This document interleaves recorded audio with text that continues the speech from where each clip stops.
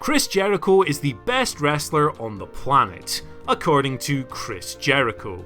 That's what he tweeted on the 10th of May 2020, and to be fair to him, he did delete the tweet a few hours later, but it didn't matter. He'd already got you talking about it.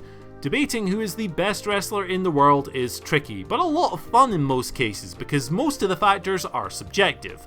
It's largely in the eye of the beholder, so you could say Kazuchika Okada, you could say Daniel Bryan, you could say Becky Lynch, or you could say Evil Uno. It doesn't matter, it's up to you, there are no right or wrong answers. It's a tough conversation, but what's inherently easier is identifying one individual thing and debating who's the best in the world at just that. Now, how many of these wrestlers belong in a general best in the world conversation is up for you guys to decide. But today, I'm going to talk about a group of people who I personally feel are the industry standard in just one department. So with that in mind, I'm Andy for What Culture Wrestling, and here are 10 wrestlers who are the best in the world at exactly one thing. Number 10. Chris Jericho, Reinvention. This one kind of goes without saying, right? I mean, who has ever been able to reinvent themselves quite like Chris Jericho? He does it all the time. From Lionheart and the Ayatollah of Rock and Rolla to the best in the world at what he does, and of course my personal favourite, The List, Jericho has proven himself a wrestling chameleon over the past 3 decades, routinely coming up with new characters, gimmicks and hooks to maintain relevance in an ever-changing industry. Now it's 2020, he's 49 years old and Le Champion is one of his best characters yet. The guy is just phenomenal at this, nobody does it better, and even long after he's retired, when the guy's in his 60s, I wouldn't bet against him continually finding new ways to pop audiences, even if he isn't on goddamn TV. He's just that good at this. Number 9. Angel Garza, Sleaze. Few wrestling gimmicks have ever produced as much cringe as this sleazy womanizing heel. The character is so common that it takes sifting through thousands and thousands of hacky examples to stumble upon true greatness, because very few wrestlers are actually as cool and charismatic enough as they need to be to pull it off. Angel Garza, however, is the modern benchmark. Everything about this guy screams slimeball. He might be the sweetest guy in the world when the cameras aren't rolling, but my god, with his model good looks and immense physical charisma, just look at that smile.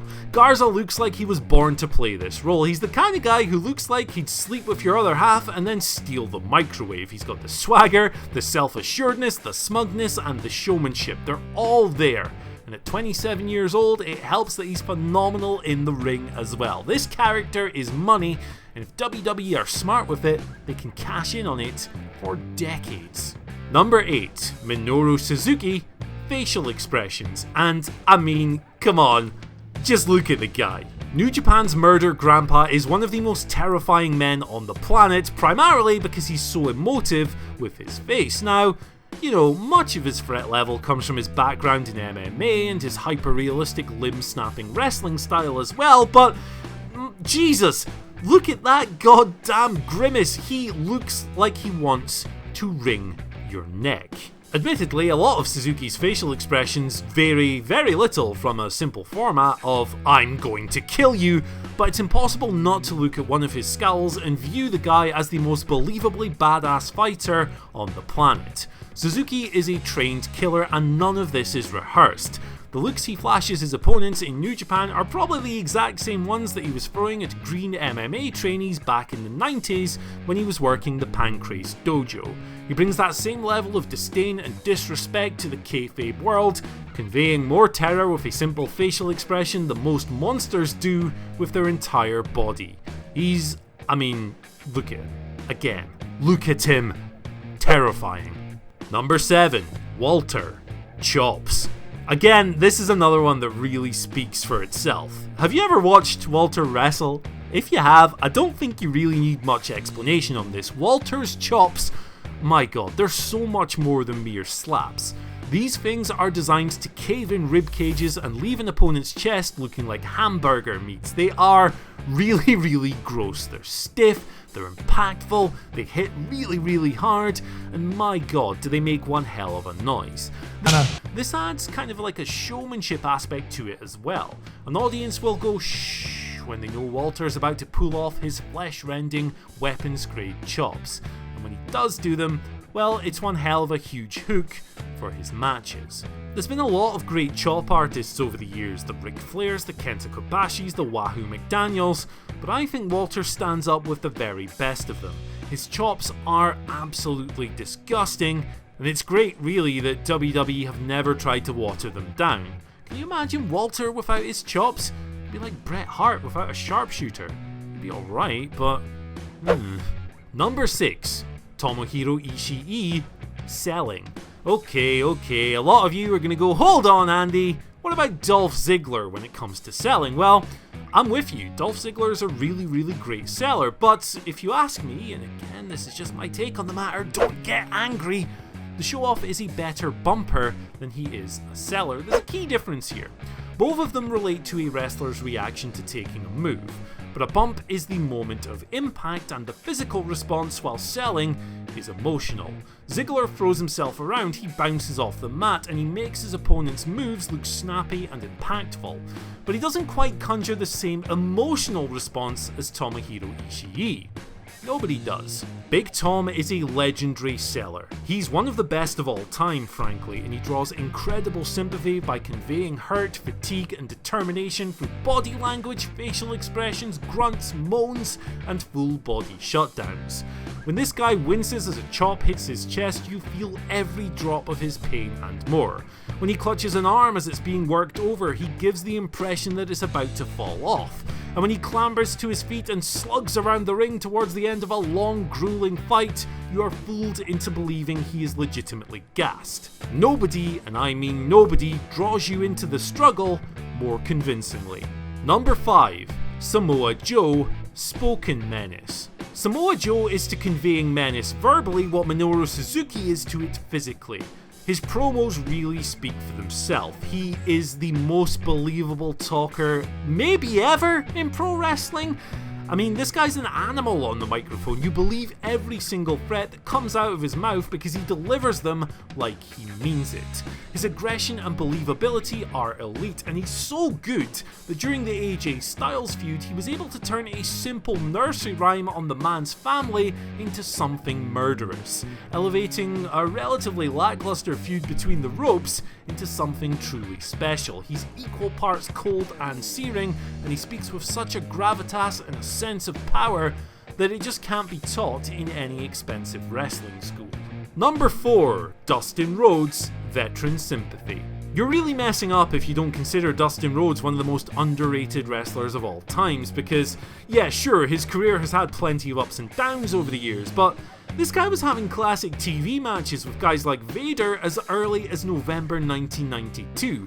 And then 27 years later, at Double or Nothing 2019, he's out there with his brother Cody still killing it in their blood-soaked classic. Dustin is awesome, and today when he's in a big singles match and he has to put somebody over, he plays a very specific role. He is the doomed, overmatched, broken down hero marching into an unwinnable situation against an opponent he can't possibly hope to beat, and yet he'll still pull you in. He is a legitimate genius at this. When a guy like Lance Archer beats him down, it feels like a beloved family member is being slaughtered before your eyes, such is his ability to captivate. Rhodes is an all-time great in this department. He is wonderful. It's like watching your dad get his ass kicked by the angry neighbour next door, for God's sake. And it's even more poignant now that his career is probably in its final stage. Let's just hope either way that he has at least one more classic like the Cody match or the Vader matches before left in him. Number 3. Randy Orton, selling a match. Randy Orton can be a really maddening guy. He is so damn good at drawing you into a feud and making you want to tune into his match before laying an almighty egg on pay-per-view.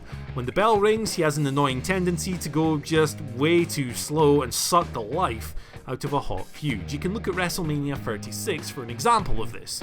The Edge feud has been brilliant, and it was brilliant in the lead up to Mania as well. That match was a plodding, artless sludger. Thank God for the greatest wrestling match ever at Backlash then, because that thing was wonderful, but I digress. That Randy Orton is currently enjoying one of his most compelling years of his career makes this entry even more pertinent. Reviving his legend killer gimmick throughout the Edge feud has reminded everybody, even the greatest cynics, of how great he can be when he really dials it in. He's brutal, he's cold-blooded, he's uncaring, sociopathic, he is all these things and more, and he is still the best in the world at making his feud feel like the most important thing in the world. Number 2, Kazuchika Okada, last second kickouts. Kazuchika Okada is many people's pick for the best wrestler in the world, and much of this has to do with his closing stretches. The third act of a big Okada main event is a beautiful thing, because his ability to build slow, layered, nuanced drama is second to none. His brand of pro wrestling melodrama is earned through meticulous, slow-burning layouts, many of which stretch beyond the 30-minute mark, and it's a roller coaster every single time.